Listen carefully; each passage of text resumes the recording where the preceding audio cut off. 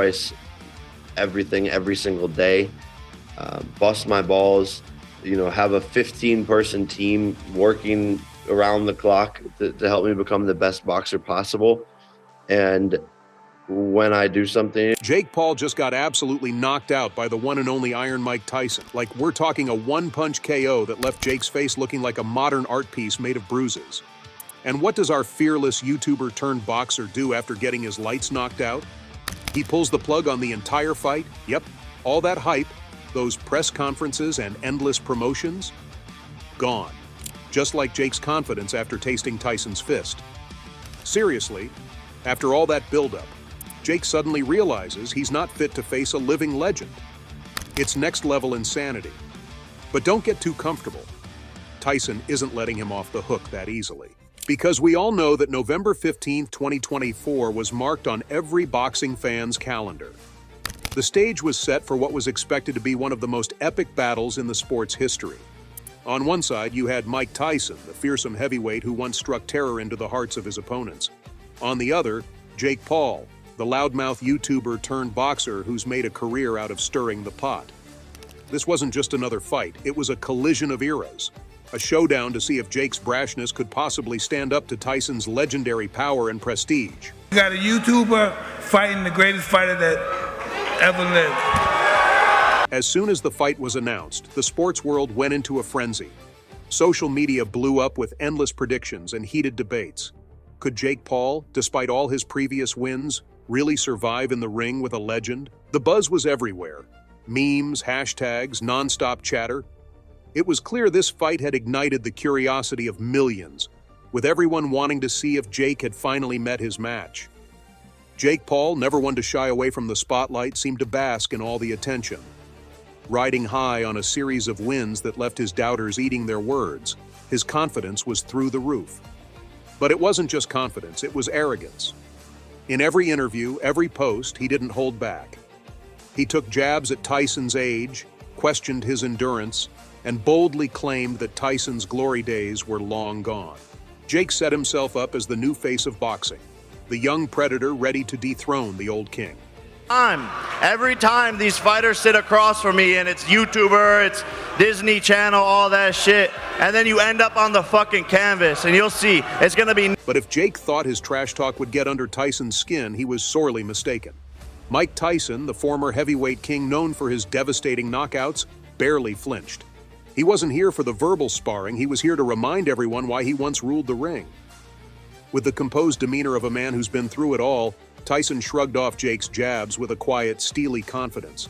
When asked about Jake's taunts, Tyson's replies were short but packed a punch. He assured everyone that this fight would serve as a stark reminder of why he was once the most feared name in boxing. Then came the press conference on August 18, 2024, where Tyson didn't just show up to play nice. He walked in and took control like only he could. What was supposed to be another standard event in the fight's build-up turned into a spectacle that left the room, Jake Paul included, completely stunned. Tyson wasn't just there to talk. He was there to shake things up. Be in good shape because your health depends on it. Tyson kicked off by dropping a bombshell. This fight would be decided by knockout only. No technicalities, no ref stepping in. Just pure, unfiltered KO. The room went dead silent for a beat, then exploded with gasps and whispers. I mean, who lays down a rule like that? Tyson, of course.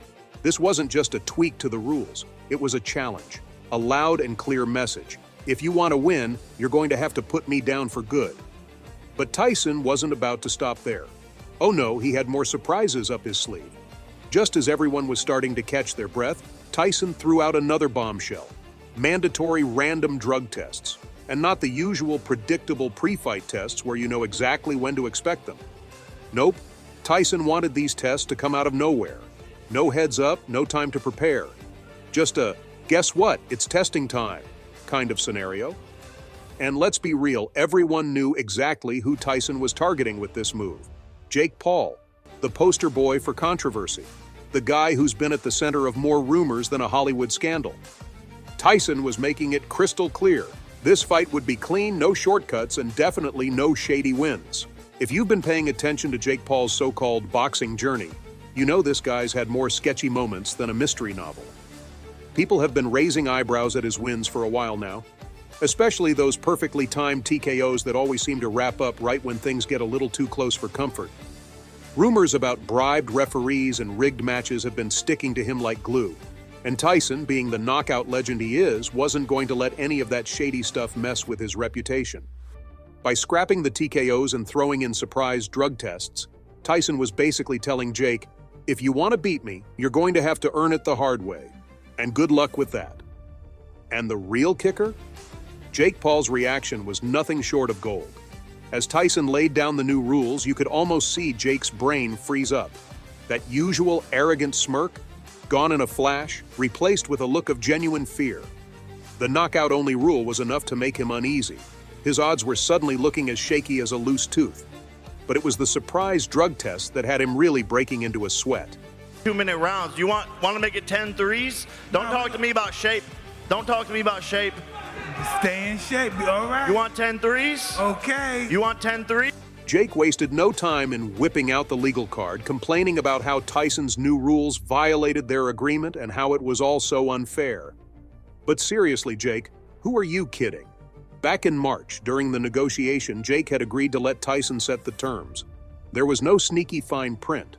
Jake knew exactly what he signed up for. His little outburst was just a desperate move to get out of a fight he wasn't ready to handle. Naturally, the media had a field day with this. Headlines were plastered with stories about Jake's discomfort and the supposed legal mess he was stirring up. But anyone who's watched Jake Paul knows his tactics by now. When things start getting tough, he starts causing distractions. It's classic Paul strategy: dodge, deflect, and distract. But Tyson, the man was unshaken. He's seen it all before and wasn't about to be rattled by Jake's stunts. Tyson's message couldn't have been more straightforward. This match would be honest, straightforward, and above all, conclusive. No alibis, no distractions, just two competitors in the ring, and only one would walk away the winner. With the tension between these two dialed up to the max, the stakes for this fight have skyrocketed. Tyson's rule tweaks have taken an already colossal event and turned it into something that feels downright legendary. A showdown that's about more than just who gets to gloat, but about preserving the very essence of the sport. As November 15, 2024 inches closer, one thing's certain. This is going to be a night people will be talking about for a long time. And let's face it, Jake better hope his chin can back up his social media swagger, because Tyson isn't here to play games. Whatever, wherever, whenever. I don't give a fuck, so it's all talk. So the media jumped on this like it was the hottest gossip around. They couldn't stop talking about Jake's whining, splashing his complaints all over the headlines. Analysts were busy picking apart every word, trying to figure out if Jake had a point or if he was just playing his usual victim card. Jake was basically saying that Tyson's no TKO rule was a sneaky trick to keep him from scoring a lucky win. And those random drug tests? Jake made it sound like a cheap shot to make him look bad, even though he's always denied using anything illegal. It was typical Jake Paul. Loud, over the top, and desperate for the spotlight. Mike, like, he wanted to be a Navy SEAL before he started boxing. Like in high school, he wanted to be a Navy SEAL. He wanted to go kill people on behalf of his country.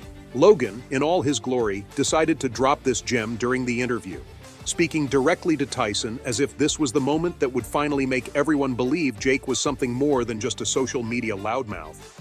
Logan spun this tale of Jake's teenage years filled with grand dreams of donning camouflage and becoming the next Rambo to save the world. But let's be honest here. Imagining Jake Paul as a Navy SEAL is like trying to picture a penguin climbing Everest. It just doesn't add up.